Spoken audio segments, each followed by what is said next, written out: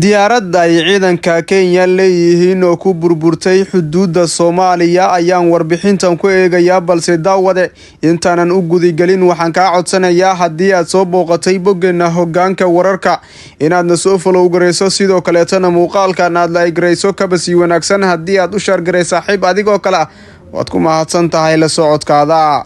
Faahfaahin dheeraad ah ayaa ka soo baxaya diyaarad nooca helicopter-ka oo ay lahaayeen ciidamada dalka Kenya oo maanta ku burburtay agagaarka xadka ay wadaagaan labada dal ee dariska Soomaaliya iyo Kenya.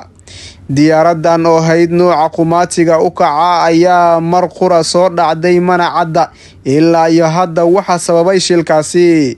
Sida ay shaaca ka qaaday waaxda difaaca Kenya, diyaaradan oo ay lahaayeen ciidanka cirka ee dalka Kenya ayaa burburtay xilli ay howlgal roonda ka waday gobolka xeebta Lamu.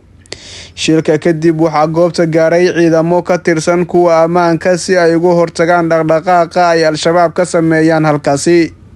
Sidoo kale dowladda Kenya ayaa goobta u dirtay guddi xaqiiqo raadin ah oo baaritaan rasmi ah ku sameeyo dhacdadaasi si loo ogaado waxa sababay.